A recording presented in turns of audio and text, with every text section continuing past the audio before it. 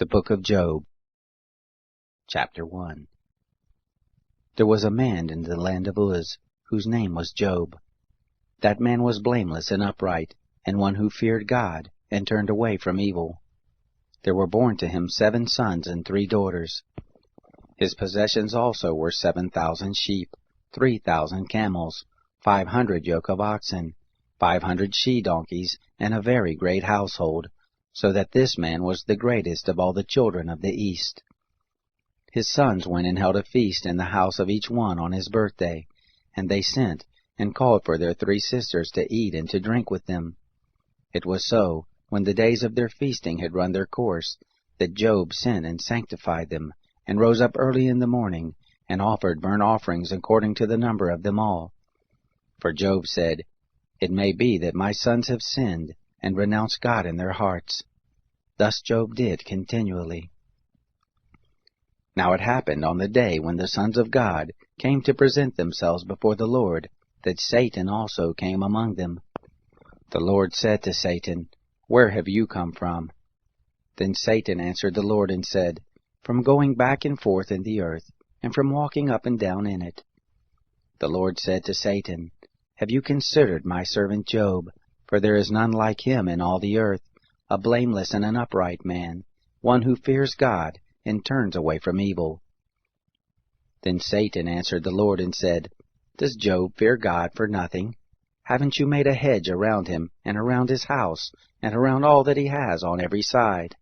You have blessed the work of his hands, and his substance is increased in the land. But put forth your hand now and touch all that he has, and he will renounce you to your face." The Lord said to Satan, "Behold, all that he has is in your power, only on himself don't put forth your hand." So Satan went forth from the presence of the Lord. It fell on a day when his sons and his daughters were eating and drinking wine in their eldest brother's house, that there came a messenger to Job and said, "The oxen were plowing and the donkeys feeding beside them, and the Sabaeans attacked and took them away. Yes, they have killed the servants with the edge of the sword, and I alone have escaped to tell you." While he was still speaking, there also came another and said, "The fire of God has fallen from the sky, and has burned up the sheep and the servants, and consumed them, and I alone have escaped to tell you." While he was still speaking, there came also another and said, "The Chaldeans made 3 bands, and swept down on the camels, and have taken them away, yes, and killed the servants with the edge of the sword, and I alone have escaped to tell you." While he was still speaking, there came also another and said, "Your sons and your daughters were eating and drinking wine in their eldest brother's house, and behold, there came a great wind from the wilderness, and struck the 4 corners of the house, and it fell on the young men, and they are dead. I alone have escaped to tell you." Then Job arose, and tore his robe, and shaved his head, and fell down on the ground and worshipped. He said, "Naked I came out of my mother's womb, and naked shall I return there. The Lord gave, and the Lord has taken away. Blessed be the name of the Lord." In all this Job did not sin, nor charge God with wrongdoing. Chapter 2. Again it happened on the day when the sons of God came to present themselves before the Lord, that Satan came also among them to present himself before the Lord. The Lord said to Satan, "Where have you come from?" Satan answered the Lord and said, "From going back and forth in the earth, and from walking up and down in it." The Lord said to Satan, "Have you considered my servant Job? For there is none like him in the earth, a blameless and an upright man, one who fears God, and turns away from evil. He still maintains his integrity, although you incited me against him, to ruin him without cause." Satan answered the Lord and said, "Skin for skin, yes, all that a man has will he give for his life. But put forth your hand now and touch his bones and his flesh, and he will renounce you to your face." The Lord said to Satan, "Behold, he is in your hands, only spare his life." So Satan went forth from the presence of the Lord, and struck Job with painful sores from the sole of his foot to his head. Job took for himself a potsherd to scrape himself with, and he sat among the ashes. Then his wife said to him, "Do you still maintain your integrity?" Renounce God and die." But he said to her, "You speak as one of the foolish women would speak. What? Shall we receive good at the hand of God, and shall we not receive evil?" In all this Job didn't sin with his lips. Now when Job's 3 friends heard all this evil that had come on him, they each came from his own place: Eliphaz the Temanite, Bildad the Shuhite, and Zophar the Naamathite. And they made an appointment together to come to sympathize with him and to comfort him.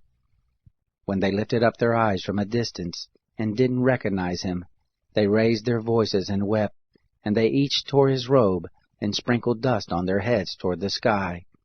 So they sat down with him on the ground 7 days and 7 nights, and none spoke a word to him, for they saw that his grief was very great. Chapter 3. After this, Job opened his mouth, and cursed the day of his birth. Job answered, "Let the day perish in which I was born, the night which said, There is a man-child conceived. Let that day be darkness. Don't let God from above seek for it, neither let the light shine on it. Let darkness and the shadow of death claim it for their own. Let a cloud dwell on it. Let all that makes black the day terrify it. As for that night, let thick darkness seize on it. Let it not rejoice among the days of the year. Let it not come into the number of the months. Behold, let that night be barren. Let no joyful voice come therein.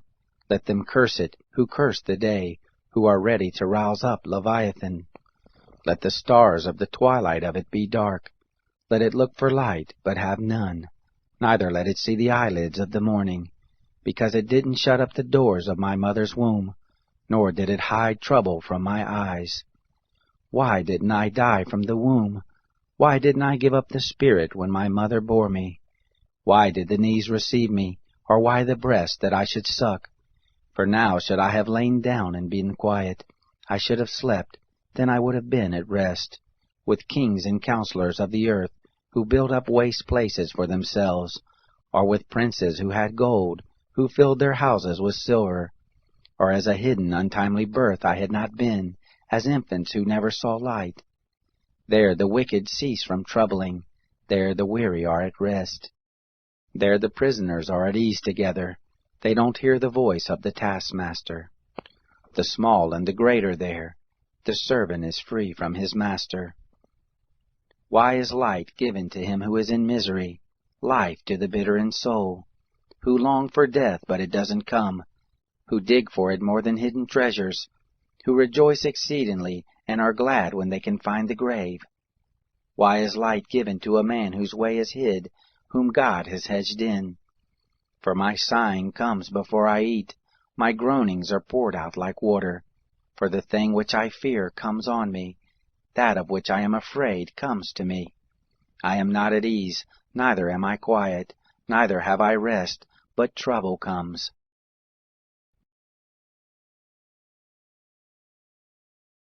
Chapter 4. Then Eliphaz the Temanite answered, If someone ventures to talk with you, will you be grieved? But who can withhold himself from speaking? Behold, you have instructed many, you have strengthened the weak hands, your words have supported him who was falling, you have made firm the feeble knees. But now it has come to you, and you faint, it touches you, and you are troubled. Isn't your piety your confidence, the integrity of your ways your hope? Remember now, whoever perished being innocent, or where were the upright cut off? According to what I have seen, those who plow iniquity and sow trouble reap the same. By the breath of God they perish, by the blast of his anger are they consumed. The roaring of the lion, and the voice of the fierce lion, the teeth of the young lions are broken. The old lion perishes for lack of prey, the cubs of the lioness are scattered abroad. Now a thing was secretly brought to me, my ear received a whisper of it, in thoughts from visions of the night, when deep sleep falls on men. Fear came on me and trembling, which made all my bones shake. Then a spirit passed before my face, the hair of my flesh stood up. It stood still, but I couldn't discern the appearance of it. A form was before my eyes. Silence. Then I heard a voice saying, Shall mortal man be more just than God? Shall a man be more pure than his Maker? Behold, he puts no trust in his servants. He charges his angels with error. How much more those who dwell in houses of clay, whose foundation is in the dust, who are crushed before the moth. Between morning and evening they are destroyed. They perish forever without any regarding it. Isn't their tent cord plucked up within them? They die, and that without wisdom.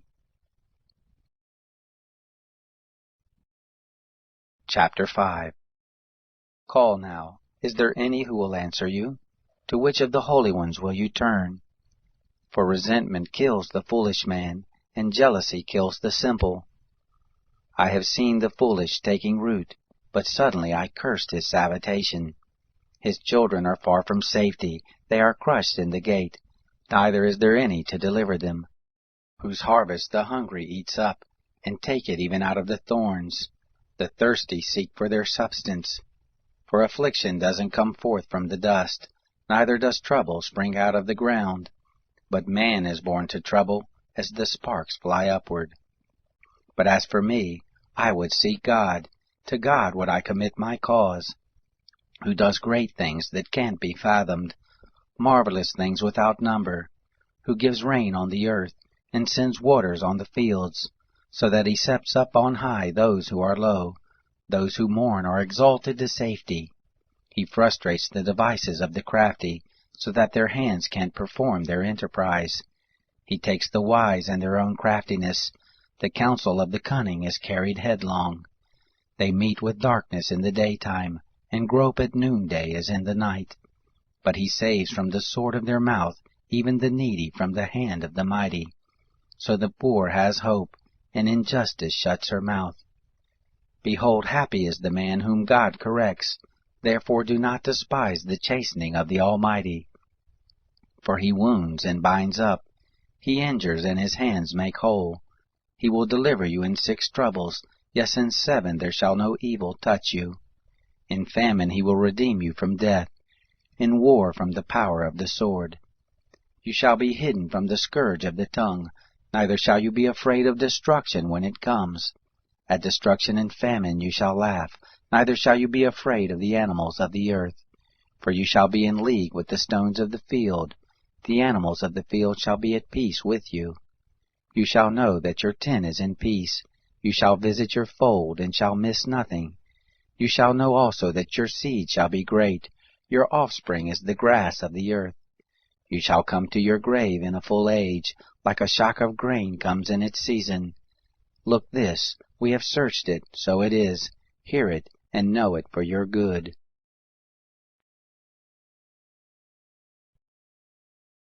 Chapter 6. Then Job answered, O that my anguish were weighed, and all my calamity laid in the balances! For now it would be heavier than the sand of the seas. Therefore have my words been rash. For the arrows of the Almighty are within me. My spirit drinks up their poison. The terrors of God set themselves in array against me. Does the wild donkey bray when he has grass? Or does the ox low over his fodder? Can that which has no flavor be eaten without salt? Or is there any taste in the white of an egg? My soul refuses to touch them. They are as loathsome food to me. Oh, that I might have my request, that God would grant the thing that I long for, even that it would please God to crush me, that he would let loose his hand and cut me off. Be it still my consolation. Yes, let me exult in pain that doesn't spare, that I have not denied the words of the Holy One. What is my strength that I should wait? What is my end that I should be patient? Is my strength the strength of stones, or is my flesh of brass? Isn't it that I have no help in me, that wisdom is quite driven from me? To him who is ready to faint, kindness should be shown from his friend, even to him who forsakes the fear of the Almighty. My brothers have dealt deceitfully as a brook, as the channel of brooks that pass away, which are black by the reason of the ice, in which the snow hides itself. In the dry season they vanish. When it is hot they are consumed out of their place. The caravans that travel beside them turn aside. They go up into the waste and perish. The caravans of Tema looked. The companies of Sheba waited for them. They were distressed because they were confident. They came there and were confounded. For now you are nothing. You see a terror and are afraid. Did I say, give something to me? Or offer a present to me from your substance? Or deliver me from the adversary's hand? Or redeem me from the hand of the oppressors? Teach me, and I will hold my peace. Cause me to understand where I have erred. How forcible are words of uprightness! But your reproof, what does it reprove? Do you intend to reprove words, seeing that speeches of one who is desperate are as wind? Yes, you would even cast lots for the fatherless, and make merchandise of your friend. Now therefore be pleased to look at me, for surely I shall not lie to your face. Please return, let there be no injustice. Yes, return again, my cause is righteous. Is there injustice on my tongue? Can't my taste discern mischievous things?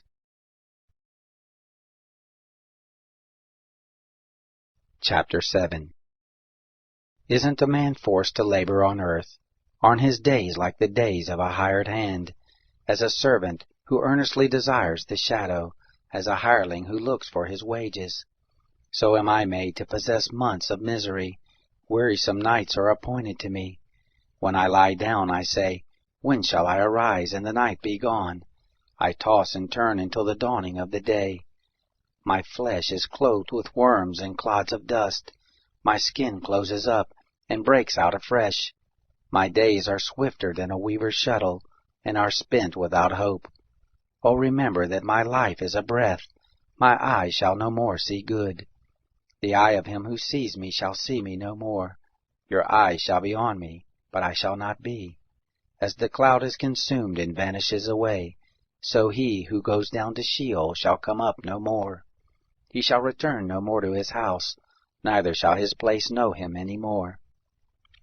Therefore I will not keep silent. I will speak in the anguish of my spirit. I will complain in the bitterness of my soul.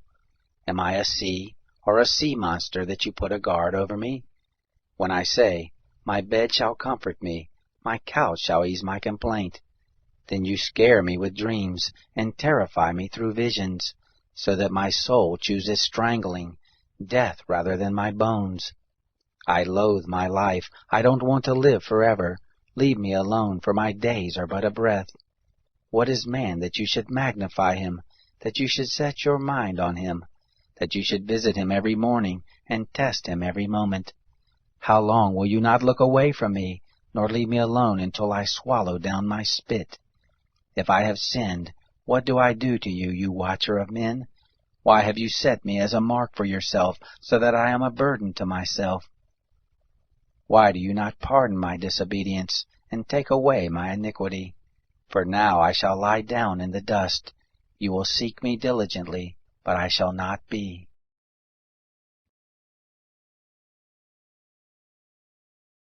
Chapter 8. Then Bildad the Shuhite answered, How long will you speak these things? Shall the words of your mouth be a mighty wind? Does God pervert justice, or does the Almighty pervert righteousness? If your children have sinned against him, he has delivered them into the hand of their disobedience. If you want to seek God diligently, make your supplication to the Almighty. If you were pure and upright, surely now he would awaken for you, and make the habitation of your righteousness prosper, though your beginning was small, yet your latter end would greatly increase. Please inquire of past generations. Find out about the learning of their fathers, for we are but of yesterday and know nothing, because our days on earth are a shadow. Shall they not teach you and tell you, and utter words out of their heart? Can the papyrus grow up without mire? Can the rushes grow without water? While it is yet in its greenness, not cut down, it withers before any other reed. So are the paths of all who forget God. The hope of the godless man shall perish, whose confidence shall break apart, whose trust is a spider's web. He shall lean on his house, but it shall not stand. He shall cling to it, but it shall not endure. He is green before the sun. His shoots go forth over his garden. His roots are wrapped around the rock pile. He sees the place of stones. If he is destroyed from his place, then it shall deny him, saying, I have not seen you. Behold, this is the joy of his way. Out of the earth shall others spring. Behold, God will not cast away a blameless man, neither will he uphold the evildoers. He will still fill your mouth with laughter, your lips with shouting. Those who hate you shall be clothed with shame. The tents of the wicked shall be no more.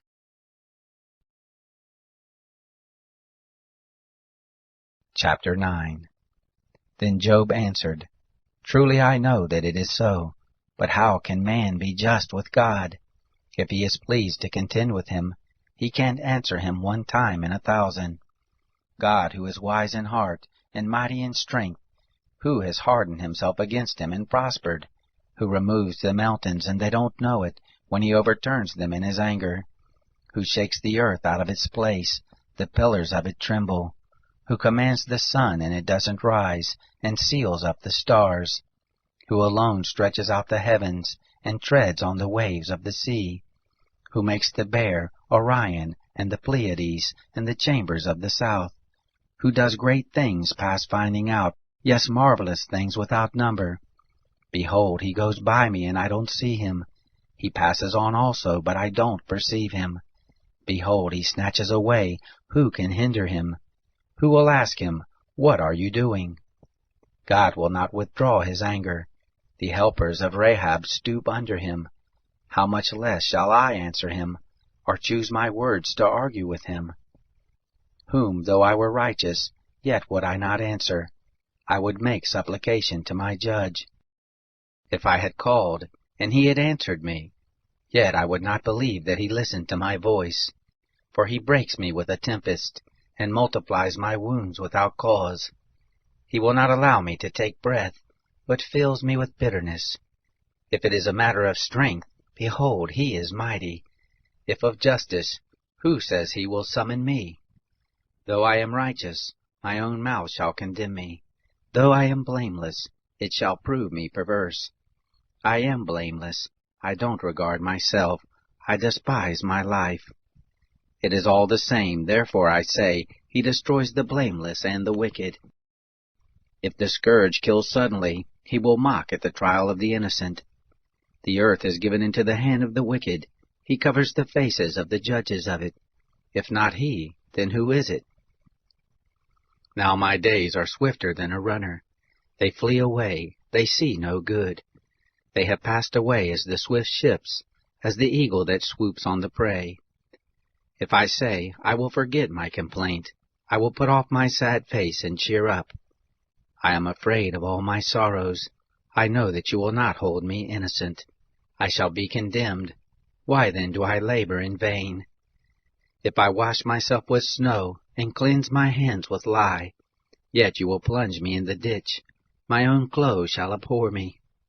For he is not a man as I am, that I should answer him, that we should come together in judgment. There is no umpire between us, that might lay his hand on us both. Let him take his rod away from me. Let his terror not make me afraid. Then I would speak and not fear him, for I am not so in myself. Chapter 10. My soul is weary of my life. I will give free course to my complaint. I will speak in the bitterness of my soul. I will tell God, Do not condemn me. Show me why you contend with me. Is it good to you that you should oppress, that you should despise the work of your hands, and smile on the counsel of the wicked? Do you have eyes of flesh, or do you see as a man sees? Are your days as the days of mortals, or your years as man's years, that you inquire after my iniquity, and search after my sin? Although you know that I am not wicked, there is no one who can deliver out of your hand. Your hands have framed me, and fashioned me altogether, yet you destroy me. Remember, I beg you, that you have fashioned me as clay. Will you bring me again into the dust? Haven't you poured me out like milk, and curdled me like cheese? You have clothed me with skin and flesh, and knit me together with bones and sinews. You have granted me life and loving kindness. Your visitation has preserved my spirit. Yet you hid these things in your heart. I know that this is with you. If I sin, then you mark me. You will not acquit me from my iniquity. If I am wicked, woe to me.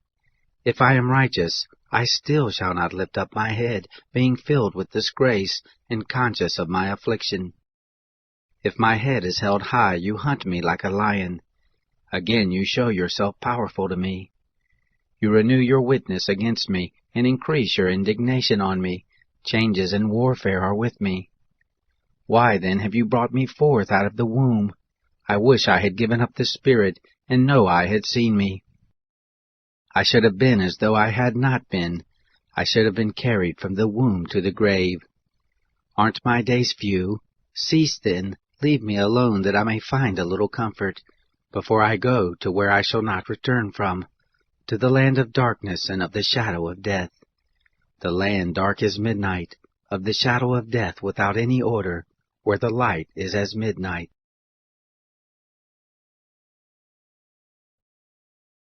Chapter 11.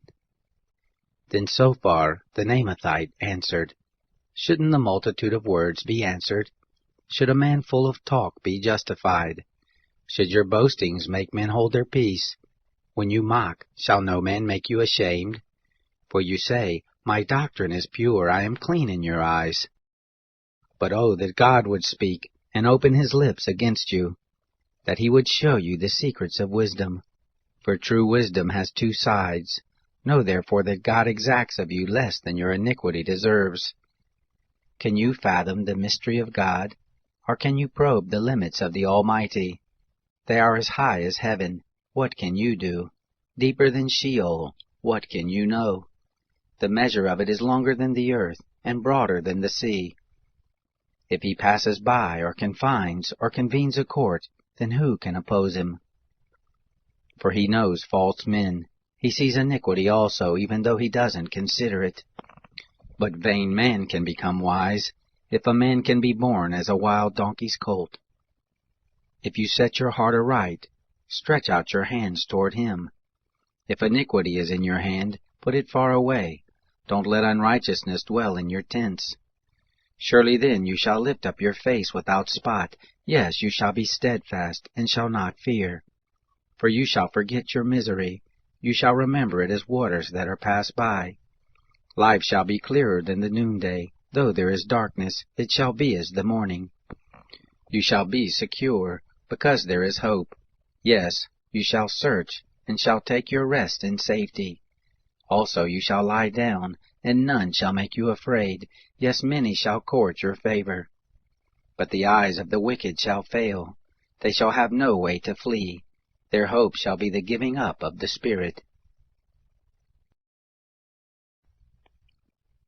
Chapter 12. Then Job answered, No doubt but you are the people, and wisdom shall die with you. But I have understanding as well as you. I am not inferior to you. Yes, who doesn't know such things as these? I am like one who is a joke to his neighbor. I who called on God, and he answered. The just, the blameless man is a joke. In the thought of him who is at ease there is contempt for misfortune. It is ready for them whose foot slips. The tents of robbers prosper. Those who provoke God are secure, who carry their gods in their hands. But ask the animals now, and they shall teach you, the birds of the sky, and they shall tell you. Or speak to the earth, and it shall teach you, the fish of the sea shall declare it to you. Who doesn't know that in all these the hand of the Lord has done this, in whose hand is the life of every living thing, the breath of all mankind? Doesn't the ear try words, even as the palate tastes its food? With aged men is wisdom, in length of days is understanding. With God is wisdom and might, he has counsel and understanding. Behold, he breaks down, and it can't be built again. He imprisons a man, and there can be no release. Behold, he withholds the waters, and they dry up. Again he sends them out, and they overturn the earth. With him is strength and wisdom. The deceived and the deceiver are his. He leads counselors away stripped. He makes judges fools. He loosens the bonds of kings. He binds their loins with a belt. He leads priests away stripped, and overthrows the mighty. He removes the speech of those who are trusted. and takes away the understanding of the elders. He pours contempt on princes, and loosens the belt of the strong. He uncovers deep things out of darkness, and brings out to light the shadow of death. He increases the nations, and he destroys them. He enlarges the nations, and he leads them captive. He takes away understanding from the chiefs of the people of the earth, and causes them to wander in a wilderness where there is no way. They grope in the dark without light. He makes them stagger like a drunken man.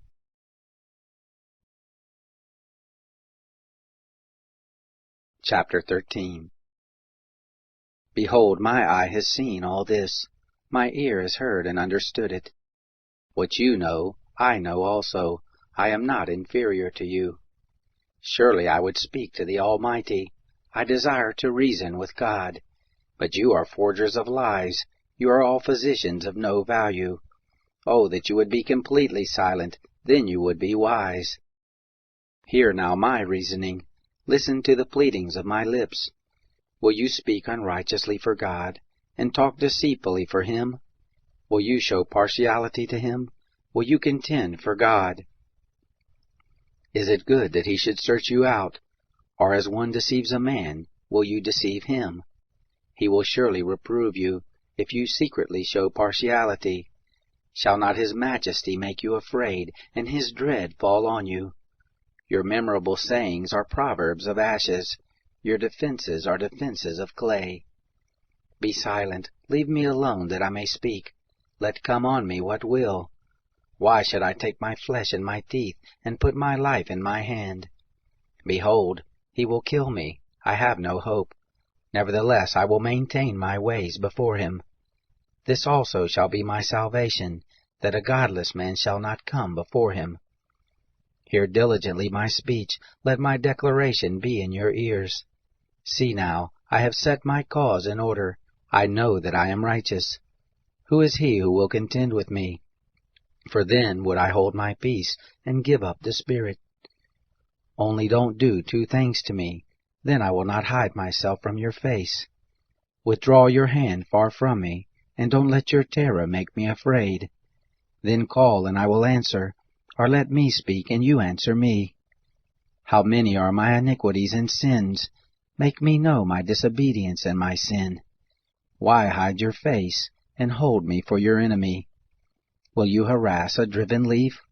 Will you pursue the dry stubble? For you write bitter things against me, and make me inherit the iniquities of my youth. You also put my feet in the stocks, and mark all my paths. You set a bound to the soles of my feet. Though I am decaying like a rotten thing, like a garment that is moth-eaten.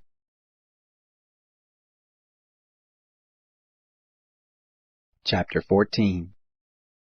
Man, who is born of a woman, is of few days and full of trouble. He comes forth like a flower and is cut down. He also flees like a shadow and doesn't continue. Do you open your eyes on such a one, and bring me into judgment with you? Who can bring a clean thing out of an unclean? Not one. Seeing his days are determined, the number of his months is with you, and you have appointed his bounds that he can't pass. Look away from him that he may rest, until he shall accomplish as a hireling his day. For there is hope for a tree, if it is cut down, that it will sprout again, that the tender branch of it will not cease, though the root of it grows old in the earth, and the stock of it dies in the ground. Yet through the sin of water it will bud, and put forth boughs like a plant. But man dies and is laid low. Yes, man gives up the spirit, and where is he? As the waters fail from the sea, and the river wastes and dries up, so man lies down and doesn't rise. Until the heavens are no more, they shall not awake, nor be roused out of their sleep. Oh, that you would hide me in Sheol, that you would keep me secret until your wrath is past, that you would appoint me a set time and remember me. If a man dies, shall he live again? All the days of my warfare would I wait until my release should come. You would call, and I would answer you. You would have a desire to the work of your hands. But now you number my steps. Don't you watch over my sin? My disobedience is sealed up in a bag. You fasten up my iniquity. But the mountain falling comes to nothing. The rock is removed out of its place. The waters wear the stones. The torrents of it wash away the dust of the earth. So you destroy the hope of man. You forever prevail against him, and he passes. You change his face, and send him away. His sons come to honor, and he doesn't know it. They are brought low, but he doesn't perceive it of them. But his flesh on him has pain. His soul within him mourns. Chapter 15. Then Eliphaz the Temanite answered, Should a wise man answer with vain knowledge, and fill himself with the east wind? Should he reason with unprofitable talk, or with speeches with which he can do no good?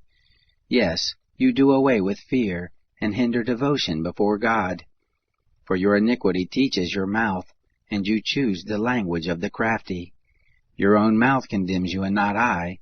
Yes, your own lips testify against you. Are you the first man who was born? Or were you brought forth before the hills? Have you heard the secret counsel of God? Do you limit wisdom to yourself? What do you know that we don't know? What do you understand which is not in us? With us are both the gray-headed and the very aged men, much elder than your father. Are the consolations of God too small for you, even the word that is gentle towards you? Why does your heart carry you away? Why do your eyes flash, that you turn your spirit against God, and let such words go out of your mouth? What is man that he should be clean? He who is born of a woman, that he should be righteous? Behold, he puts no trust in his holy ones. Yes, the heavens are not clean in his sight. How much less one who is abominable and corrupt, a man who drinks iniquity like water? I will show you, listen to me, that which I have seen I will declare, which wise men have told from their fathers and have not hidden it, to whom alone the land was given, and no stranger passed among them. The wicked man travails with pain all his days, even the number of years that are laid up for the oppressor. A sound of terrors is in his ears. In prosperity the destroyer shall come on him. He doesn't believe that he shall return out of darkness. He is waited for by the sword. He wanders abroad for bread, saying, Where is it? He knows that the day of darkness is ready at his hand. Distress and anguish make him afraid. They prevail against him, as a king ready to the battle, because he has stretched out his hand against God, and behaves himself proudly against the Almighty. He runs at him with a stiff neck, with the thick shields of his bucklers, because he has covered his face with his fatness, and gathered fat on his loins. He has lived in desolate cities, he in houses which no one inhabited, which were ready to become heaps. He shall not be rich, neither shall his substance continue, neither shall their possession be extended on the earth. He shall not depart out of darkness. The flame shall dry up his branches. By the breath of God's mouth shall he go away. Let him not trust in emptiness, deceiving himself, for emptiness shall be his reward. It shall be accomplished before his time. His branch shall not be green. He shall shake off his unripe grape as the vine, and shall cast off his flower as the olive tree. For the company of the godless shall be barren, and fire shall consume the tents of bribery. They conceive mischief, and bring forth iniquity. Their heart prepares deceit. Chapter 16. Then Job answered, I have heard many such things. Miserable comforters are you all. Shall vain words have an end? Or what provokes you that you answer? I also could speak as you do. If your soul were in my soul's place, I could join words together against you, and shake my head at you. But I would strengthen you with my mouth. The solace of my lips would relieve you. Though I speak, my grief is not subsided. Though I forbear, what am I eased? But now, God, you have surely worn me out. You have made desolate all my company. You have shriveled me up. This is a witness against me. My leanness rises up against me. It testifies to my face. He has torn me in his wrath, and persecuted me. He has gnashed on me with his teeth. My adversary sharpens his eyes on me. They have gaped on me with their mouth. They have struck me on the cheek reproachfully. They gather themselves together against me. God delivers me to the ungodly, and casts me into the hands of the wicked. I was at ease, and he broke me apart. Yes, he has taken me by the neck, and dashed me to pieces. He has also set me up for his target. His archers surround me. He splits my kidneys apart and does not spare. He pours out my gall on the ground. He breaks me with breach on breach. He runs on me like a giant. I have sewed sackcloth on my skin, and have thrust my horn in the dust. My face is red with weeping. Darkness is on my eyelids. Although there is no violence in my hands, and my prayer is pure. Earth, don't cover my blood. Let my cry have no place to rest. Even now, behold, my witness is in heaven. He who vouches for me is on high. My friends scoff at me. My eyes pour out tears to God. Oh, that he would maintain the right of man with God, of a son of man with his neighbor. For when a few years are come, I shall go the way from whence I shall not return. Chapter 17. My spirit is consumed, my days are extinct, and the grave is ready for me. Surely there are mockers with me. My eyes dwell on their provocation. Now give a pledge, be collateral for me with yourself. Who is there who will strike hands with me? For you have hidden their heart from understanding, therefore shall you not exalt them.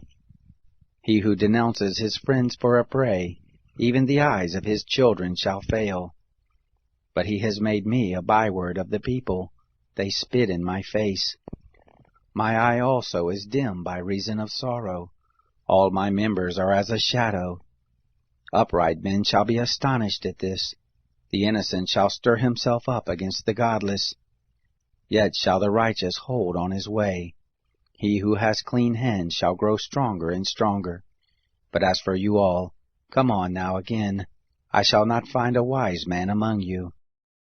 My days are past. My plans are broken off, as are the thoughts of my heart. They change the night into day, saying, the light is near, in the presence of darkness. If I look for Sheol as my house, if I have spread my couch in the darkness, if I have said to corruption, you are my father, and to the worm, my mother and my sister, where then is my hope? As for my hope, who shall see it? Shall it go down with me to the gates of Sheol, or descend together into the dust?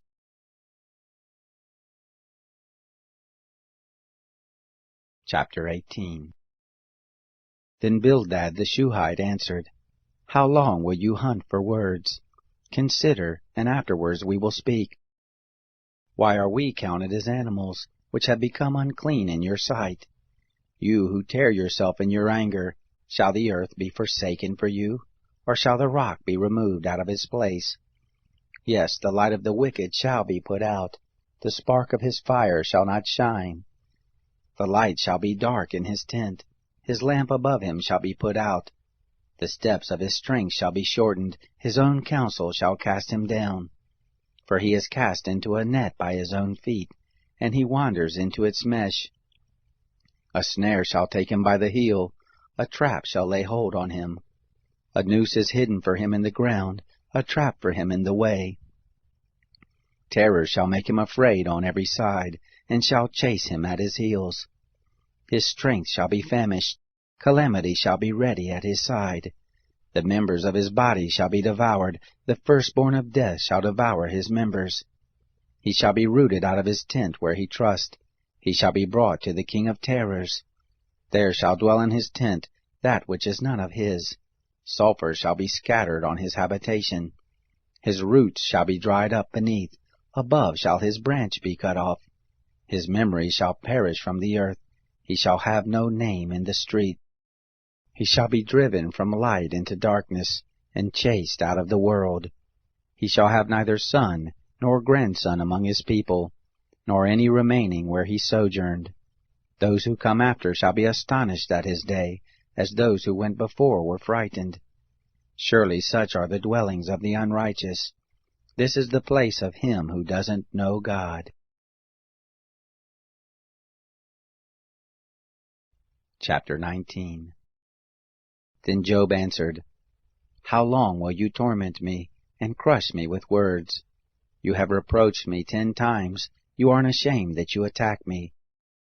If it is true that I have erred, my error remains with myself. If indeed you will magnify yourselves against me, and plead against my reproach, know that God has subverted me, and he has surrounded me with his net. Behold, I cry out of wrong, but I am not heard. I cry for help, but there is no justice. He has walled up my way so that I can't pass, and has set darkness in my paths. He has stripped me of my glory and taken the crown from my head. He has broken me down on every side, and I am gone. My hope has he plucked up like a tree. He has also kindled his wrath against me. He counts me among his adversaries. His troops come on together, build a siege ramp against me, and encamp around my tent. He has put my brothers far from me. My acquaintances are wholly estranged from me. My relatives have gone away. My familiar friends have forgotten me. Those who dwell in my house and my maids count me for a stranger. I am an alien in their sight. I call to my servant, and he gives me no answer. I beg him with my mouth. My breath is offensive to my wife. I am loathsome to the children of my own mother. Even young children despise me. If I arise, they speak against me.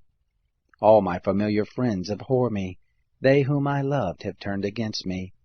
My bones stick to my skin and to my flesh. I have escaped by the skin of my teeth.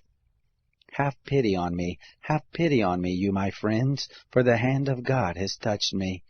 Why do you persecute me as God? Are you not satisfied with my flesh? Oh, that my words were now written! Oh, that they were inscribed in a book! That with an iron pen and lead they were engraved in the rock forever! But as for me, I know that my Redeemer lives. In the end he will stand upon the earth. After my skin is destroyed, then in my flesh shall I see God, whom I, even I, shall see on my side. My eye shall see, and not as a stranger. My heart is consumed within me. If you say, How we will persecute him, because the cause of the matter is found in me. Be afraid of the sword, for wrath brings the punishments of the sword, that you may know there is a judgment.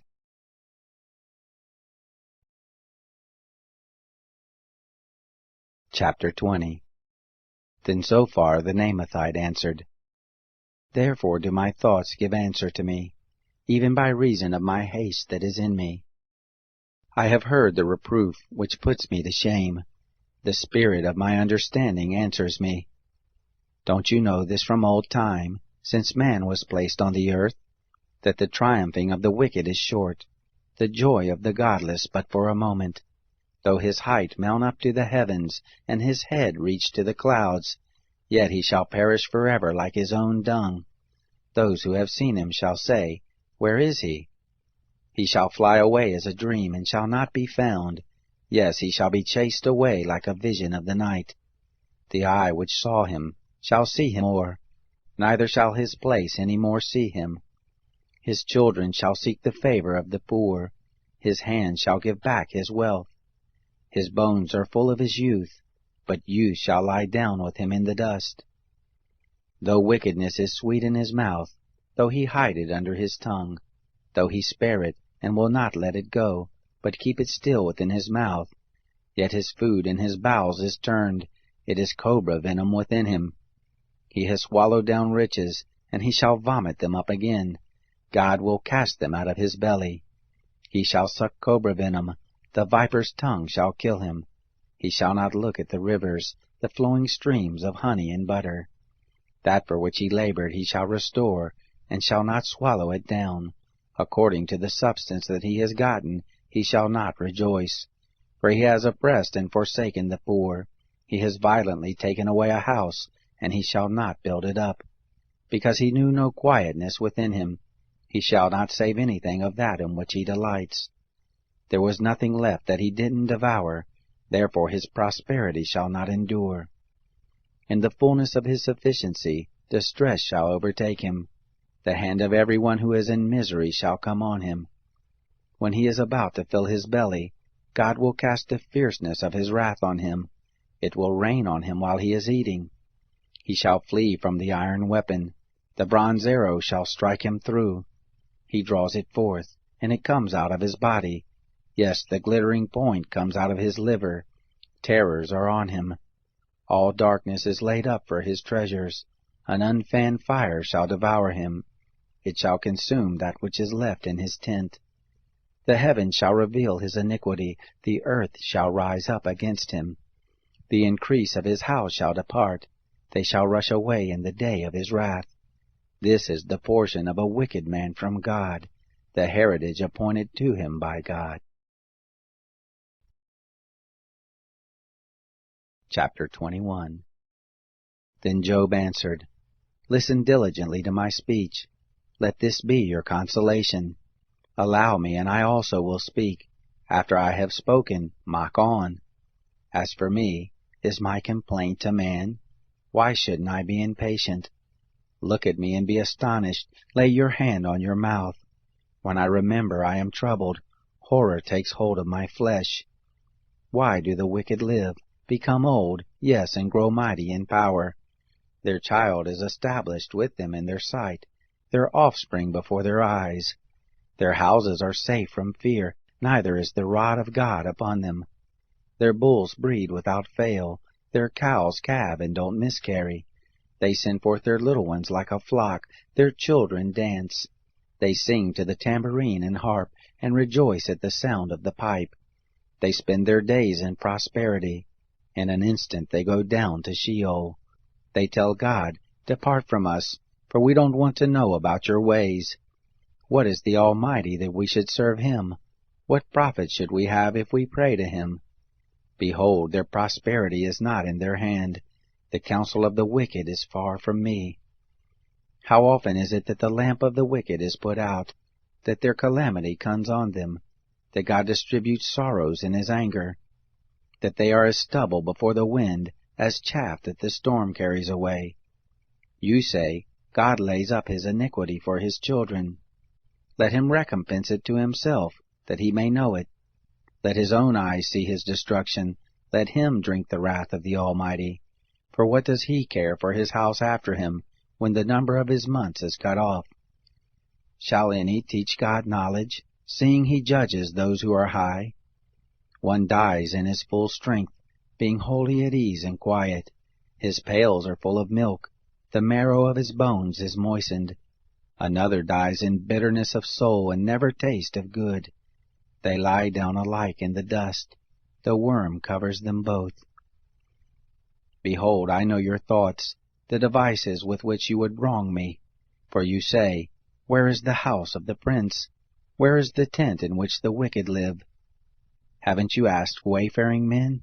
Don't you know their evidences, that the evil man is reserved to the day of calamity, that they are led forth to the day of wrath? Who shall declare his way to his face? Who shall repay him what he has done? Yet shall he be borne to the grave. Men shall keep watch over the tomb. The clods of the valley shall be sweet to him. All men shall draw after him, as there were innumerable before him. So how can you comfort me with nonsense, seeing that in your answers there remains only falsehood?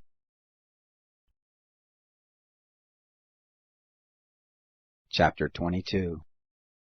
Then Eliphaz the Temanite answered, Can a man be profitable to God? Surely he who is wise is profitable to himself. Is it any pleasure to the Almighty that you are righteous, or does it benefit him that you make your ways perfect? Is it for your piety that he reproves you, that he enters in with you into judgment? Isn't your wickedness great? Neither is there any end to your iniquities. For you have taken pledges from your brother for nothing, and stripped the naked of their clothing. You haven't given water to the weary to drink, and you have withheld bread from the hungry. But as for the mighty man, he had the earth. The honorable man, he lived in it. You have sent widows away empty, and the arms of the fatherless have been broken. Therefore snares are round about you, sudden fear troubles you, or darkness, so that you cannot see, and floods of waters cover you. Isn't God in the heights of heaven? See the height of the stars, how high they are. You say, what does God know? Can he judge through the thick darkness? Thick clouds are a covering to him so that he doesn't see. He walks on the vault of the sky. Will you keep the old way which wicked men have trodden, who were snatched away before their time, whose foundation was poured out as a stream, who said to God, Depart from us, and what can the Almighty do for us? Yet he filled their houses with good things, but the counsel of the wicked is far from me.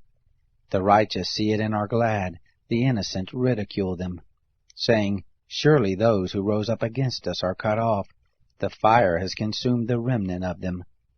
Acquaint yourself with him now and be at peace, thereby good shall come to you. Please receive instruction from his mouth, and lay up his words in your heart. If you return to the Almighty, you shall be built up. If you put away unrighteousness far from your tents, lay your treasure in the dust, the gold of Ophir among the stones of the brooks. The Almighty will be your treasure, precious silver to you. For then shall you delight yourself in the Almighty, and shall lift up your face to God. You shall make your prayer to him, and he will hear you. You shall pay your vows. You shall also decree a thing, and it shall be established to you. Light shall shine on your ways. When they cast down, you shall say, Be lifted up. He will save the humble person. He will even deliver him who is not innocent. Yes, he shall be delivered through the cleanness of your hands.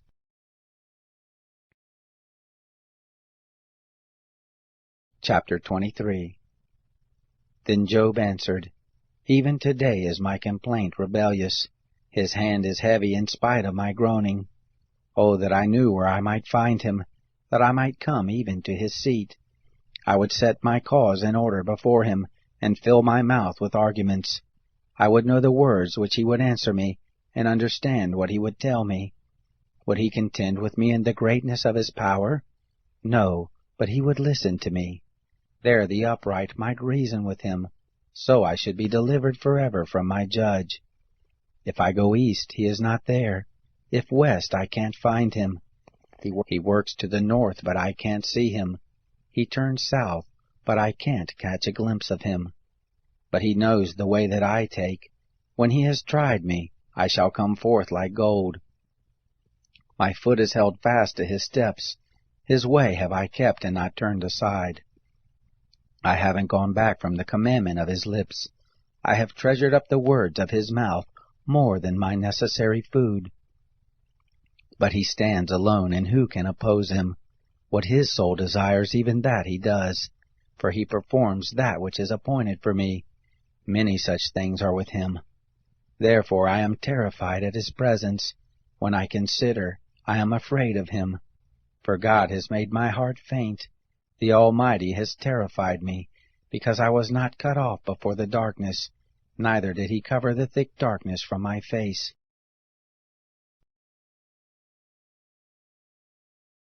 Chapter 24. Why aren't times laid up by the Almighty? Why don't those who know him see his days? There are people who remove the landmarks. They violently take away flocks and feed them. They drive away the donkey of the fatherless, and they take the widow's ox for a pledge. They turn the needy out of the way. The poor of the earth all hide themselves. Behold, as wild donkeys in the desert, they go forth to their work, seeking diligently for food. The wilderness yields them bread for their children. They cut their provender in the field. They glean the vineyard of the wicked. They lie all night naked without clothing, and have no covering in the cold. They are wet with the showers of the mountains, and embrace the rock for lack of shelter. There are those who pluck the fatherless from the breast, and take a pledge of the poor, so that they go around naked without clothing. Being hungry, they carry the sheaves. They make oil within the walls of these men. They tread winepresses and suffer thirst. From out of the populous city men groan. The soul of the wounded cries out, yet God doesn't regard the folly. There are those who rebel against the light. They don't know the ways of it, nor abide in the paths of it. The murderer rises with the light. He kills the poor and needy. In the night he is like a thief. The eye also of the adulterer waits for the twilight, saying, no eye shall see me. He disguises his face. In the dark they dig through houses. They shut themselves up in the daytime. They don't know the light. For the morning is to all of them like thick darkness, for they know the terrors of the thick darkness. They are foam on the surface of the waters. Their portion is cursed in the earth. They don't turn into the way of the vineyards. Drought and heat consume the snow waters, so does Sheol those who have sinned. The womb shall forget him. The worm shall feed sweetly on him. He shall no more be remembered. Unrighteousness shall be broken as a tree. He devours the barren who don't bear. He shows no kindness to the widow. Yet God preserves the mighty by his power. He rises up who has no assurance of life. God gives them security, and they rest in it. His eyes are on their ways. They are exalted, yet a little while, and they are gone. Yes, they are brought low. They are taken out of the way as all others, and are cut off as the tops of the ears of grain. If it isn't so now, who will prove me a liar, and make my speech worth nothing? Chapter 25. Then Bildad the Shuhite answered, Dominion and fear are with him. He makes peace in his high places. Can his armies be counted? On whom does his light not arise? How then can man be just with God? Or how can he who is born of a woman be clean? Behold, even the moon has no brightness, and the stars are not pure in his sight. How much less man who is a worm, the son of man who is a worm.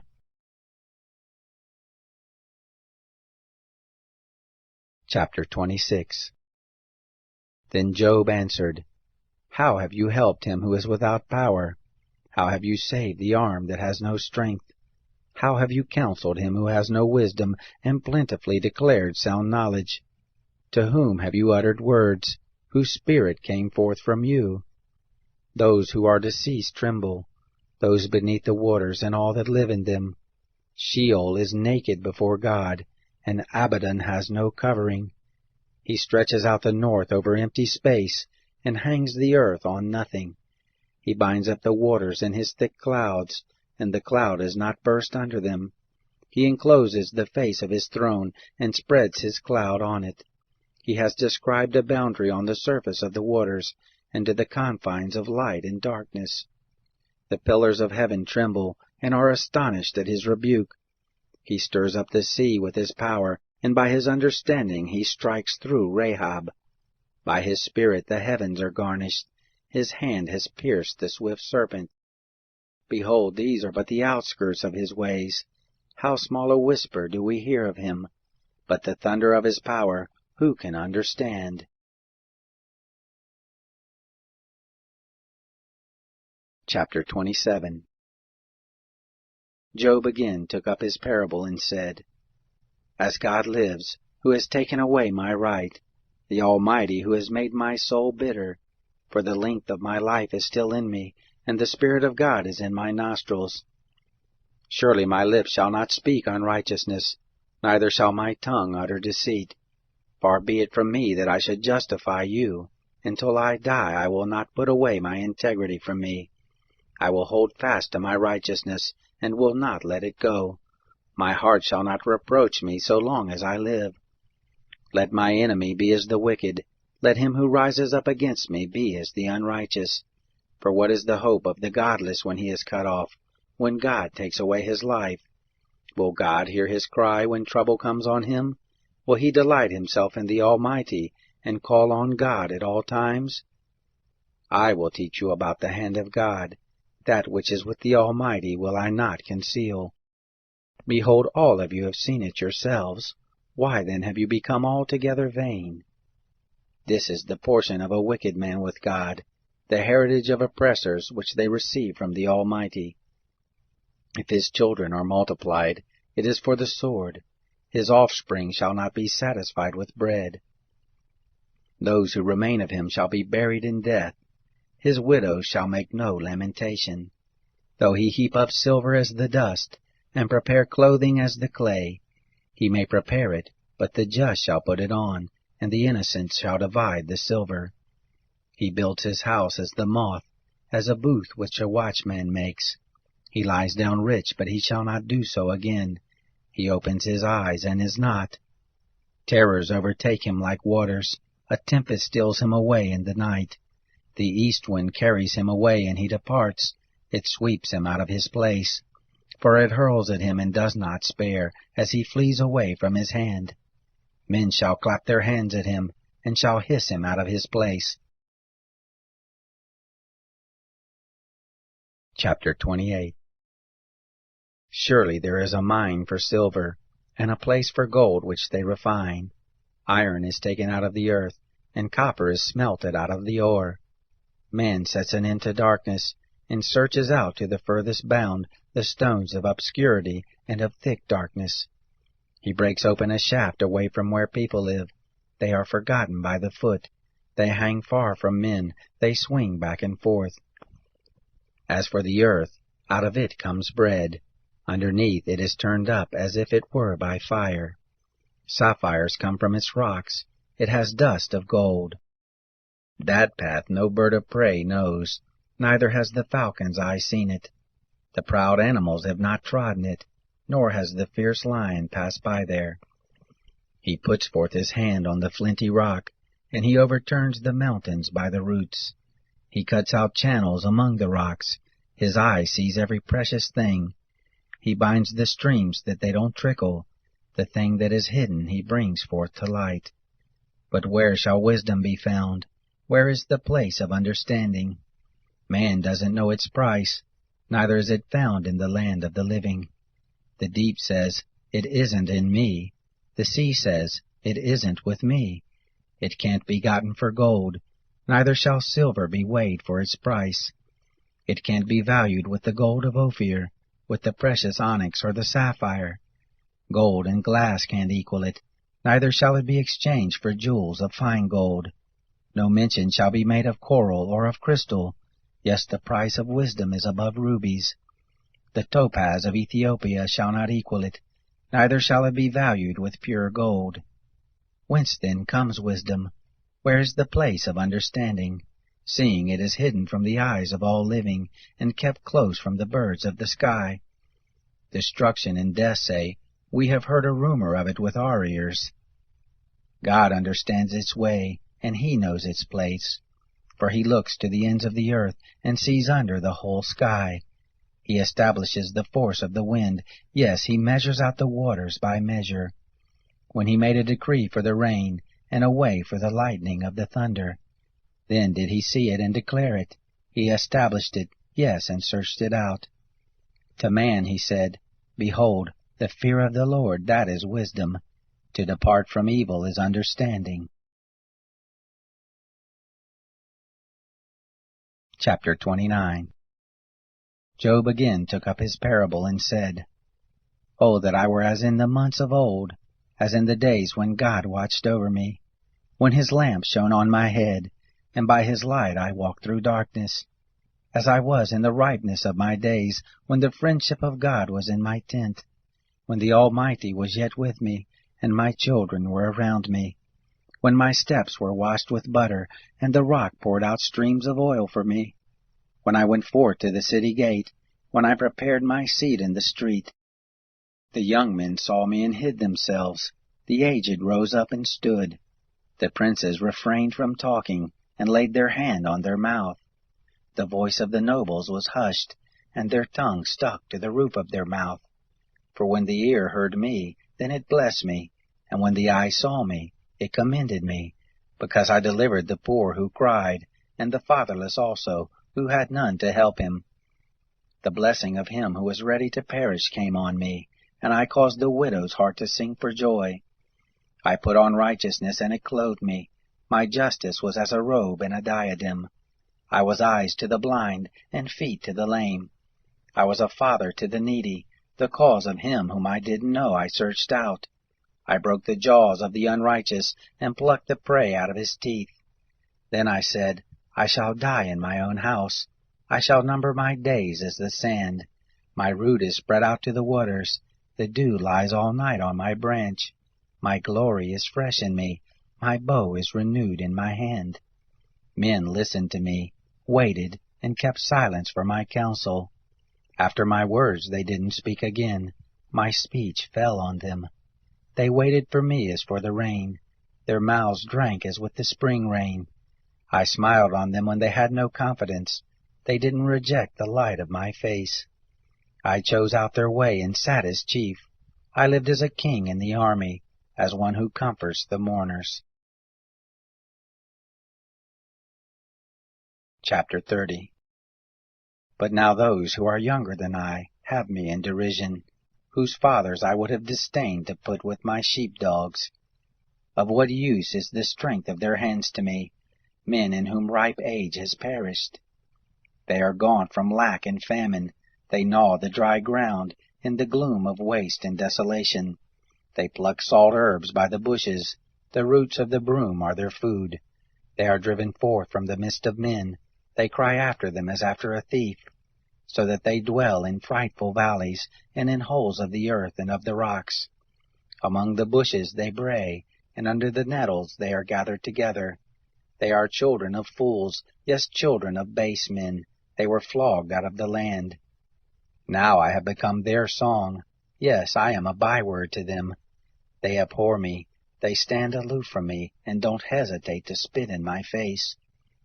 For he has untied his cord and afflicted me, and they have thrown off restraint before me. On my right hand rise the rabble. They thrust aside my feet. They cast up against me their ways of destruction. They mar my path. They set forward my calamity without anyone's help. As through a wide breach they come. In the midst of the ruin they roll themselves in. Terrors are turned on me.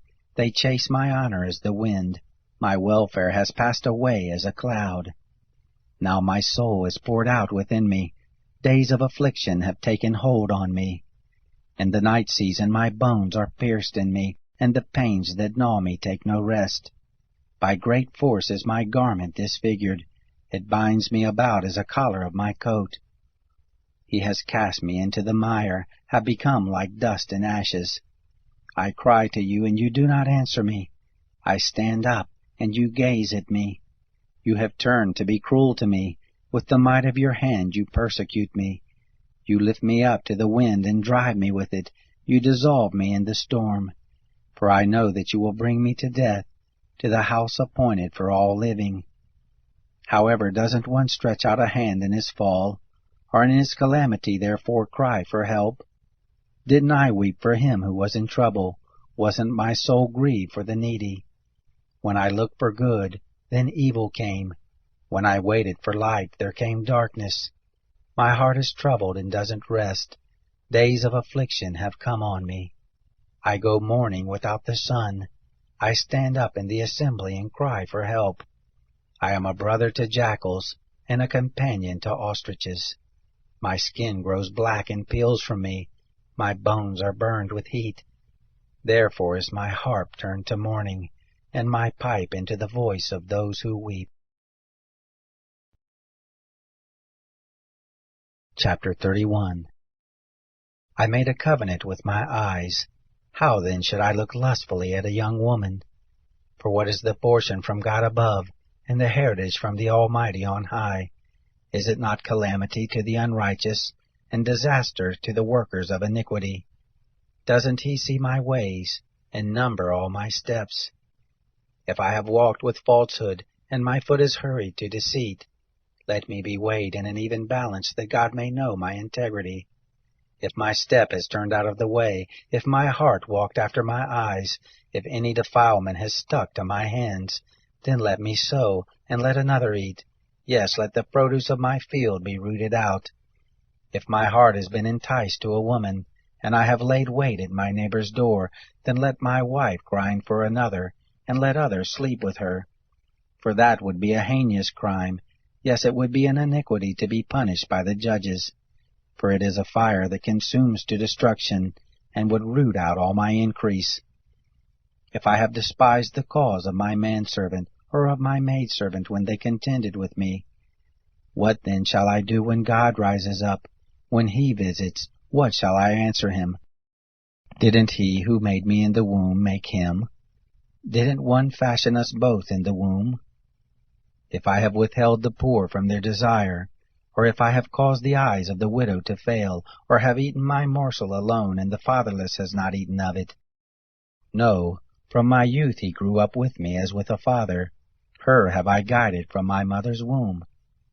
If I have seen any perish for want of clothing, or that the needy had no covering, if his heart hasn't blessed me, if he hasn't been warmed with my sheep's fleece, if I have lifted up my hand against the fatherless, because I saw my help in the gate, then let my shoulder fall from the shoulder blade, and my arm be broken from the bone. For calamity from God is a terror to me. By reason of his majesty I can do nothing. If I have made gold my hope, and have said to the fine gold, You are my confidence. If I have rejoiced because my wealth was great, and because my hand had gotten much, if I had seen the sun when it shined, or the moon moving in splendor, and my heart has been secretly enticed, that my hand would throw a kiss from my mouth, this also would be an iniquity to be punished by the judges, for I should have denied the God who is above. If I have rejoiced at the destruction of him who hated me, or lifted up myself when evil found him, yes, I have not allowed my mouth to sin by asking his life with a curse. If the men of my tent have not said, Who can find one who has not been filled with his meat? The foreigner has not lodged in the street, but I have opened my doors to the traveler. If, like Adam, I have covered my transgressions by hiding my iniquity in my heart, because I feared the great multitude, and the contempt of families terrified me, so that I kept silence and didn't go out of the door. Oh, that I had one to hear me! Behold, here is my signature. Let the Almighty answer me. Let the accuser write my indictment. Surely I would carry it on my shoulder, and I would bind it to me as a crown. I would declare to him the number of my steps. As a prince would I go near to him. If my land cries out against me, and the furrows of it weep together, if I have eaten the fruits of it without money, or have caused the owners of it to lose their life, let briars grow instead of wheat, and stinkweed instead of barley. The words of Job are ended. Chapter 32.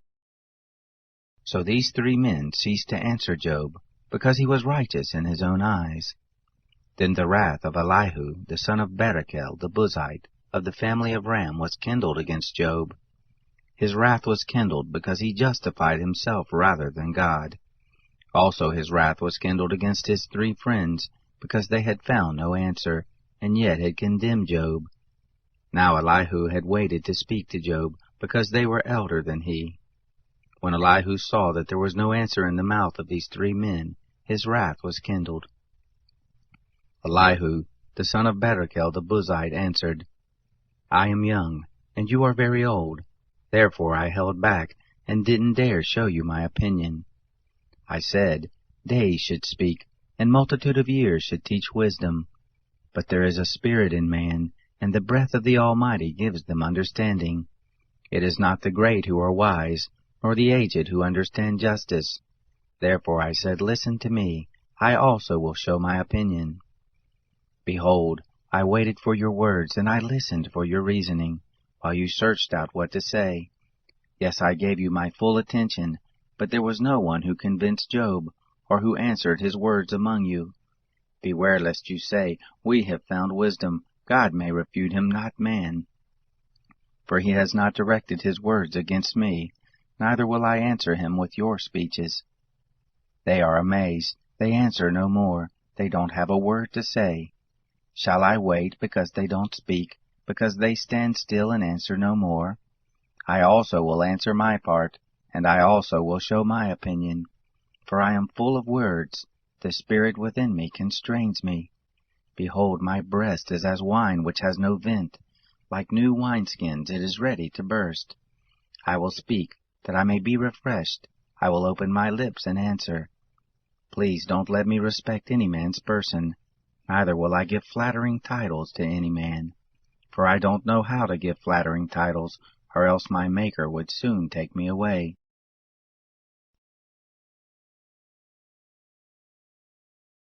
Chapter 33. However, Job, please hear my speech and listen to all my words. See now, I have opened my mouth, my tongue has spoken in my mouth.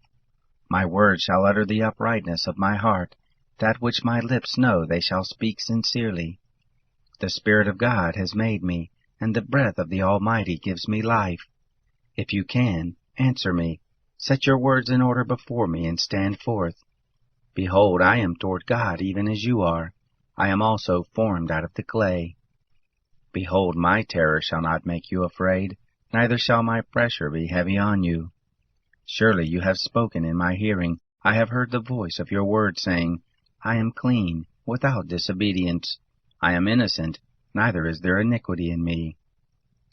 Behold, he finds occasions against me. He counts me for his enemy. He puts my feet in the stocks. He marks all my paths.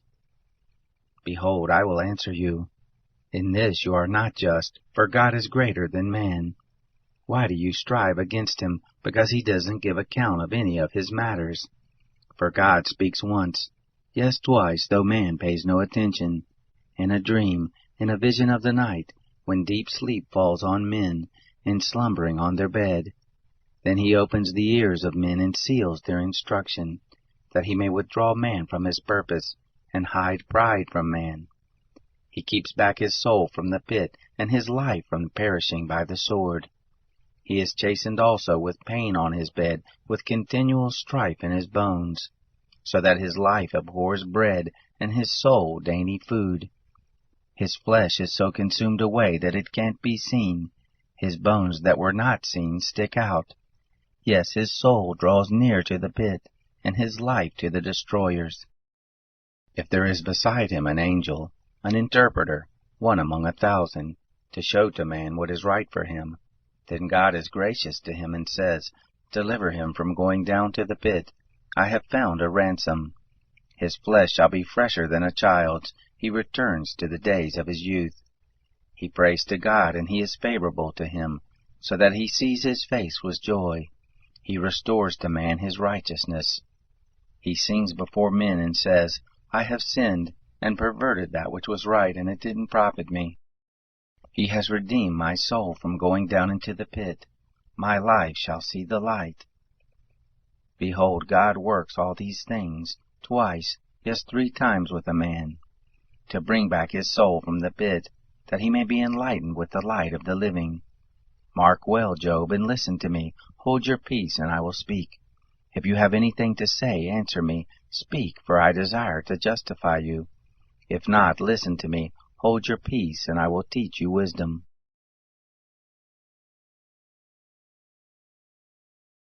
Chapter 34. Moreover, Elihu answered, Hear my words, you wise men. Give ear to me, you who have knowledge.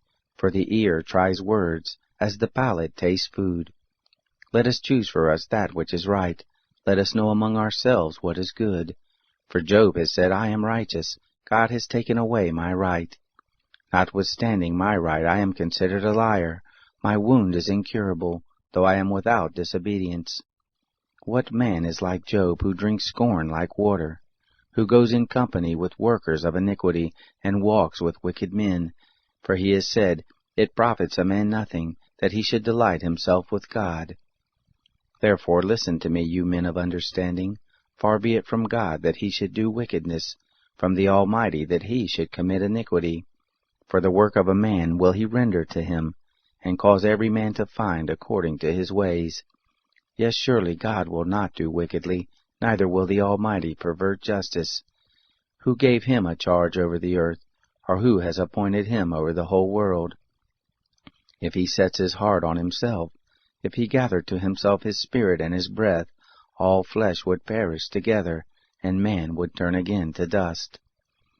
If now you have understanding, hear this, listen to the voice of my words. Shall even one who hates justice govern? Will you condemn him who is righteous and mighty? Who says to a king, vile, or to nobles, wicked? Who doesn't respect the persons of princes, nor regard the rich more than the poor? For they are all the work of his hands. In a moment they die, even at midnight. The people are shaken and pass away, the mighty are taken away without hand. For his eyes are on the ways of a man, he sees all his goings. There is no darkness, nor thick gloom, where the workers of iniquity may hide themselves. For he doesn't need to consider a man further, that he should go before God in judgment. He breaks in pieces mighty men in ways past finding out, and sets others in their place. Therefore he takes knowledge of their works. He overturns them in the night, so that they are destroyed. He strikes them as wicked men, in the open sight of others, because they are turned aside from following him, and wouldn't have regard in any of his ways. So that they caused the cry of the poor to come to him. He heard the cry of the afflicted. When he gives quietness, who then can condemn? When he hides his face, who then can see him? Alike whether to a nation or to a man, that the godless man may not reign, that there be no one to ensnare the people. For has any said to God, I am guilty, but I will not offend any more? Teach me that which I don't see. If I have done iniquity, I will do it no more. Shall his recompense be as you desire, that you refuse it? For you must choose, and not I. Therefore speak what you know. Men of understanding will tell me, yes, every wise man who hears me. Job speaks without knowledge. His words are without wisdom. I wish that Job were tried to the end, because of his answering like wicked men. For he adds rebellion to his sin. He claps his hands among us, and multiplies his words against God. Chapter 35. Moreover Elihu answered, Do you think this to be your right? Or do you say, My righteousness is more than God's? That you ask, What advantage will it be to you? What profit shall I have more than if I had sinned? I will answer you, and your companions with you. Look to the heavens and see. See the skies which are higher than you. If you have sinned, what effect do you have against him? If your transgressions are multiplied, what do you do to him? If you are righteous, what do you give him? Or what does he receive from your hand? Your wickedness may hurt a man as you are, and your righteousness may profit a son of man. By reason of the multitude of oppressions they cry out. They cry for help by reason of the arm of the Almighty. But none says, Where is God my Maker, who gives songs in the night, who teaches us more than the animals of the earth, and makes us wiser than the birds of the sky? There they cry, but none gives answer, because of the pride of evil men. Surely God will not hear an empty cry, neither will the Almighty regard it. How much less when you say you don't see him? The cause is before him, and you wait for him. But now, because he has not visited in his anger, neither does he greatly regard arrogance. Therefore Job opens his mouth with empty talk, and he multiplies words without knowledge. Chapter 36. Elihu also continued and said, Bear with me a little, and I will show you, for I still have something to say on God's behalf. I will get my knowledge from afar, and will ascribe righteousness to my Maker. For truly my words are not false. One who is perfect in knowledge is with you. Behold, God is mighty, and doesn't despise anyone. He is mighty in strength of understanding. He doesn't preserve the life of the wicked, but gives to the afflicted their right. He doesn't withdraw his eyes from the righteous, but with kings on the throne he sets them forever, and they are exalted. If they are bound in fetters, and are taken in the cords of affliction, then he shows them their work and their transgressions, that they have behaved themselves proudly.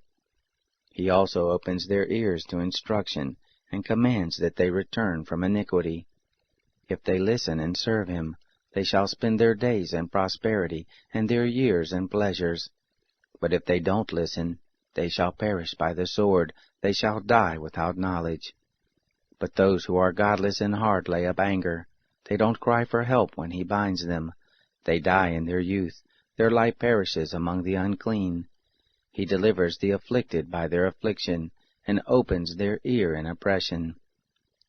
Yes, he would have allured you out of distress into a broad place, where there is no restriction. That which is set on your table would be full of fatness. But you are full of the judgment of the wicked. Judgment and justice take hold of you. Don't let riches entice you to wrath. neither let the great size of a bribe turn you aside. Would your wealth sustain you in distress, or all the might of your strength? Don't desire the night, when people are cut off in their place. Take heed, don't regard iniquity, for this you have chosen rather than affliction. Behold, God is exalted in his power. Who is a teacher like him? Who has prescribed his way for him, or who can say, You have committed unrighteousness?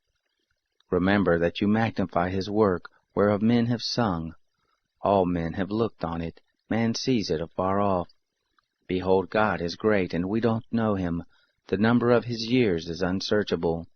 For he draws up the drops of water, which distill in rain from his vapor, which the skies pour down, and drop on man abundantly. Yes, can any understand the spreading of the clouds, and the thunderings of his pavilion? Behold, he spreads his light around him, he covers the bottom of the sea. For by these he judges the people, he gives food in abundance. He covers his hand with the lightning, and commands it to strike the mark.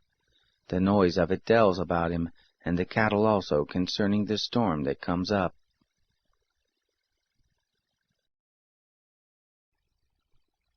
Chapter 37. Yes, at this my heart trembles, and is moved out of its place. Hear, O hear the noise of his voice, the sound that goes out of his mouth. He sends it forth under the whole sky, and his lightning to the ends of the earth. After it a voice roars. He thunders with the voice of his majesty. He doesn't hold back anything when his voice is heard. God thunders marvelously with his voice. He does great things which we can't comprehend. For he says to the snow, Fall on the earth, likewise to the shower of rain, and to the showers of his mighty rain. He seals up the hand of every man, that all men whom he has made may know it. Then the animals take cover, and remain in their dens. Out of its chamber comes the storm, and cold out of the north. By the breath of God ice is given, and the breath of the waters is frozen. Yes, he loads the thick cloud with moisture. He spreads abroad the cloud of his lightning. It is turned round about by his guidance, that they may do whatever he commands them on the surface of the habitable world. Whether it is for correction, or for his land, or for loving kindness, that he causes it to come. Listen to this, Job. Stand still and consider the wondrous works of God. Do you know how God controls them, and causes the lightning of his cloud to shine? Do you know the workings of the clouds, the wondrous works of him who is perfect in knowledge? You, whose clothing is warm, when the earth is still by reason of the south wind, can you with him spread out the sky, which is strong as a cast metal mirror? Teach us what we shall tell him, for we can't make our case by reason of darkness. Shall it be told him that I would speak, or should a man wish that he were swallowed up? Now men don't see the light which is bright in the skies, but the wind passes and clears them. Out of the north comes golden splendor. With God is awesome majesty. We can't reach the Almighty. He is exalted in power. In justice and great righteousness he will not oppress. Therefore men revere him. He doesn't regard any who are wise of heart. Chapter 38.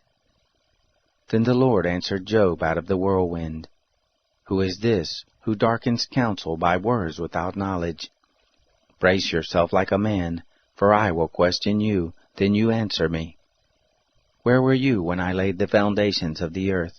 Declare if you have understanding. Who determined the measures of it if you know, or who stretched the line on it? Whereupon were the foundations of it fastened, or who laid its cornerstone? When the morning stars sang together, and all the sons of God shouted for joy? Or who shut up the sea with doors, when it broke forth from the womb? When I made clouds the garments of it, thick darkness as a swaddling band for it? Marked out for it my bound, and set its bars and doors, and said, Here you may come, but no further. Here shall your proud waves be stayed. Have you commanded the morning in your days, and caused the dawn to know its place, that it might take hold of the ends of the earth, and shake the wicked out of it? It is changed as clay under the seal, and stands forth as a garment. From the wicked their light is withheld, the high arm is broken. Have you entered into the springs of the sea, or have you walked in the recesses of the deep? Have the gates of death been revealed to you, or have you seen the gates of the shadow of death? Have you comprehended the earth and its breadth? Declare if you know it all. What is the way to the dwelling of light? As for darkness, where is the place of it? That you should take it to the bound of it, that you should discern the pass to the house of it. Surely you know, for you were born then, and the number of your days is great. Have you entered into the treasuries of the snow, or have you seen the treasuries of the hail, which I have reserved against the time of trouble, against the day of battle and war? By what way is the lightning distributed, or the east wind scattered on the earth? Who has cut a channel for the flood water, or the path for the thunderstorm, to cause it to rain on a land where no man is, on the wilderness in which there is no man, to satisfy the waste and desolate ground, to cause the tender grass to spring forth? Does the rain have a father, or who fathers the drops of dew? Out of whose womb came the ice, the gray frost of the sky, who has given birth to it? The waters become hard like stone, when the surface of the deep is frozen. Can you bind the cluster of the Pleiades, or loosen the cords of Orion? Can you lead forth the constellations in their season, or can you guide the bear with her cubs? Do you know the laws of the heavens? Can you establish the dominion of it over the earth? Can you lift up your voice to the clouds, that abundance of waters may cover you? Can you send forth lightnings that they may go? Do they report to you, "Here we are"? Who has put wisdom in the inward parts, or who has given understanding to the mind? Who can number the clouds by wisdom, or who can pour out the bottles of the sky, when the dust runs into a mass and the clouds of the earth stick together? Can you hunt the prey for the lioness, or satisfy the appetite of the young lions, when they crouch in their dens and lie in wait in the thicket? Who provides for the raven his prey, when his young ones cry to God and wander for lack of food? Chapter 49. Do you know the time when the mountain goat gives birth? Do you watch when the doe bears fawns? Can you number the months that they fulfill, or do you know the time when they give birth? They bow themselves, they bring forth their young, they end their labor pains. Their young ones become strong, they grow up in the open field, they go forth and don't return again.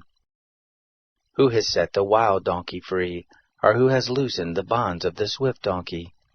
Whose home I have made the wilderness, and the salt land his dwelling place. He scorns the tumult of the city, neither does he hear the shouting of the driver. The range of the mountains is his pasture, he searches after every green thing. Will the wild ox be content to serve you, or will he stay by your feeding trough? Can you hold the wild ox in the furrow with his harness, or will he till the valleys after you? Will you trust him because his strength is great, or will you leave to him your labor? Will you confide in him that he will bring home your seed, and gather the grain of your threshing floor? The wings of the ostrich wave proudly, but are they their feathers and plumage of love? For she leaves her eggs on the earth, warms them in the dust, and forgets that the foot may crush them, or that the wild animal may trample them. She deals harshly with her young ones, as if they were not hers. Though her labor is in vain, she is without fear, because God has deprived her of wisdom, neither has he imparted to her understanding. When she lifts up herself on high, she scorns the horse and his rider. Have you given the horse might? Have you clothed his neck with a quivering mane? Have you made him to leap as a locust? The glory of his snorting is awesome. He paws in the valley and rejoices in his strength. He goes out to meet the armed men. He mocks at fear and is not dismayed, neither does he turn back from the sword. The quiver rattles against him, the flashing spear and the javelin. He eats up the ground with fierceness and rage, neither does he stand still at the sound of the trumpet. As often as the trumpet sounds, he snorts, "Aha!" He smells the battle afar off, the thunder of the captains and the shouting. Is it by your wisdom that the hawk soars, and stretches her wings toward the south? Is it at your command that the eagle mounts up and makes his nest on high? On the cliff he dwells, and makes his home, on the point of the cliff in the stronghold. From there he spies out the prey, his eyes see it afar off. His young ones also suck up blood, where the slain are, there he is.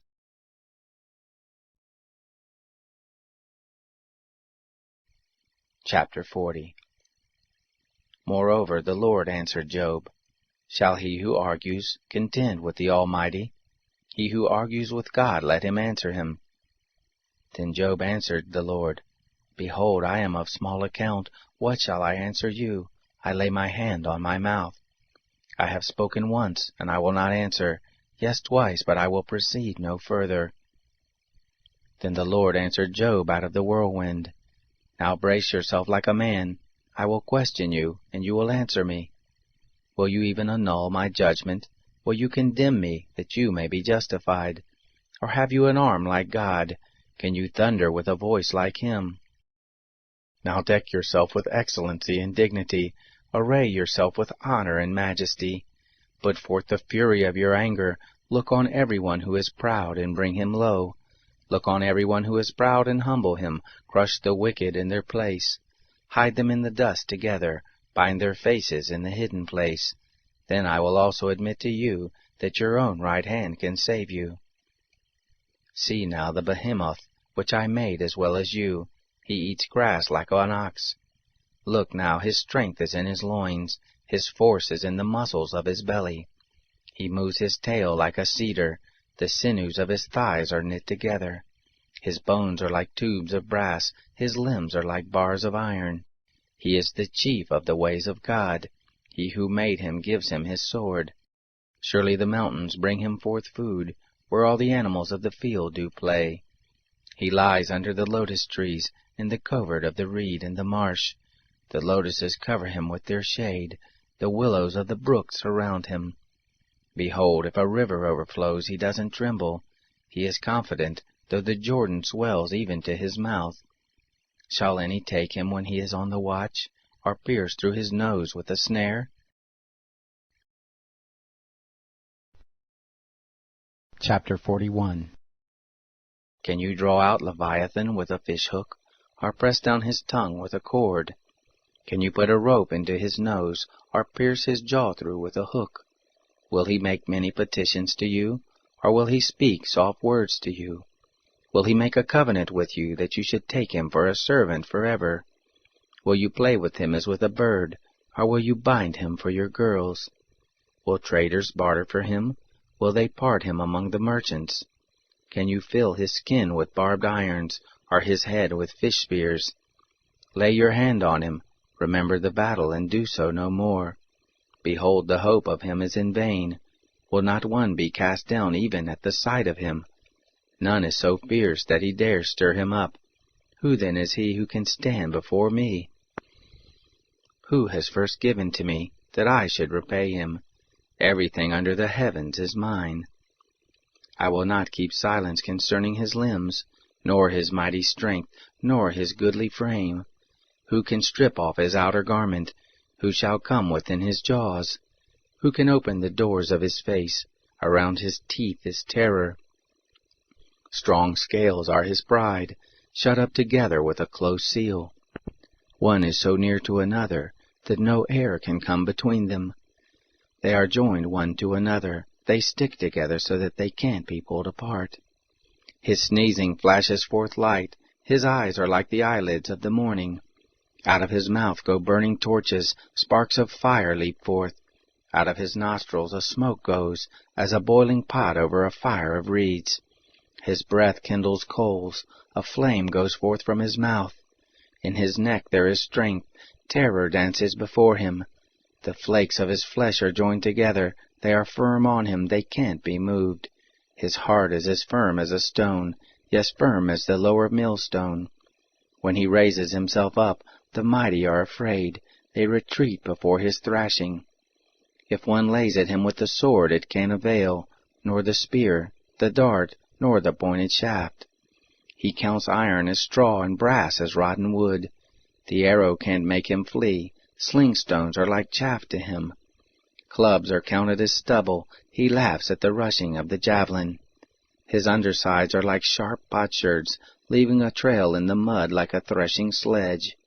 He makes the deep to boil like a pot. He makes the sea like a pot of ointment. He makes a path to shine after him. One would think the deep had white hair. On the earth there is not his equal that is made without fear. He sees everything that is high. He is king over all the sons of pride.